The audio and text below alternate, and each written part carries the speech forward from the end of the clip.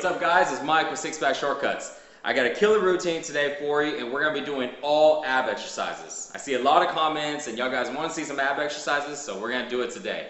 We're going to do a 6-minute ab workout today. Super quick, no equipment, do it anywhere. So we're going to start off with reverse crunches. This is really good for your lower abs because I see a lot of people going, hey, you know, how do I get rid of that last bit of fat right there and let my abs show on the bottom?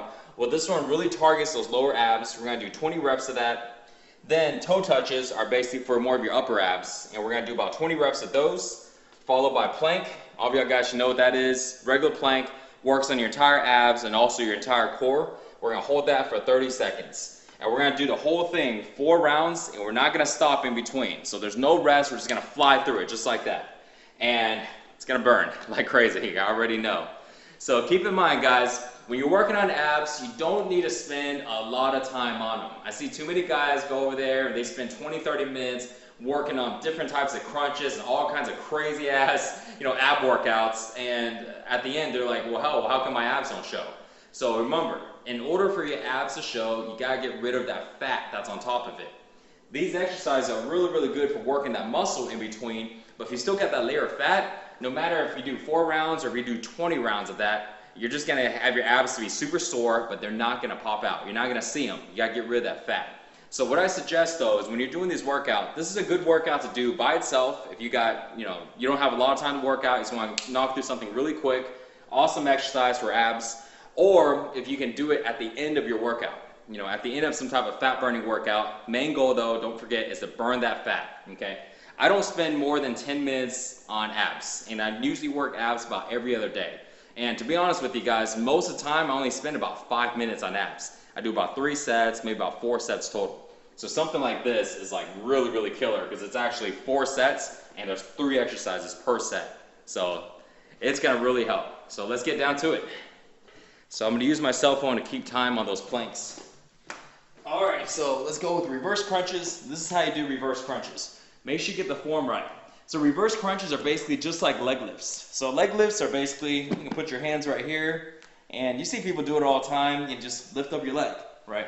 So what happens a lot of times on leg lifts is if your abs start to get tired, you start to stretch your back. Notice right here how there's a gap with my back, and you see a lot of guys do this. See how their back comes up, and they come back, and they extend their back like this. So as your abs start to get tired, you're really going to put a lot of stress on your lower back, and a lot of times you're going to injure your lower back because there's too much stress here. So the difference between reverse crunches is we're doing the same thing, except we're going to keep our feet pointed out, feet together, knees together, and the gap between your calves and your hamstrings should be as tight as possible. And it's going to start to open up a little bit as you get tired, but it's okay. Just try to keep it as tight as possible.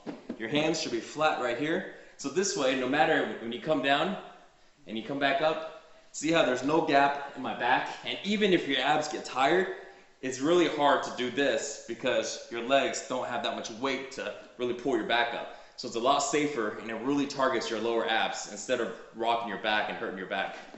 All right, so 20 reps. Let's do this. Oh, another tip. When you're doing it, press down with your hands. It would activate your abs a lot more. 6, 7, 8, 9, 5, 10 more. 2, 3, 4,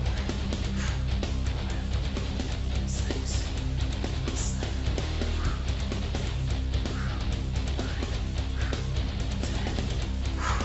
Feel it burn already. All right, so now into toe touches. You don't got to go anywhere.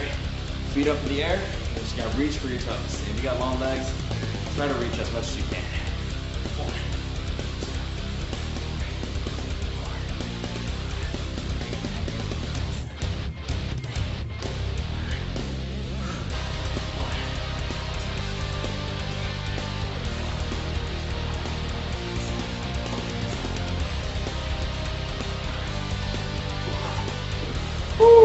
All right, it's burning. All right, so now grab our timer. I'm gonna have my timer for 30 seconds here. I'm gonna start. All right, So we're just gonna hold a plank right here. When you're holding a plank, just make sure to not drop your butt like this. There's too much pressure on your back again. And then keep your butt slightly lifted.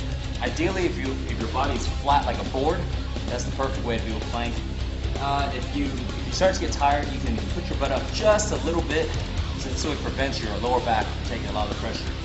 Too many times, guys, people hurt their back because they're trying to work on abs. They hurt their neck. All right, we're flying through this. Round 2.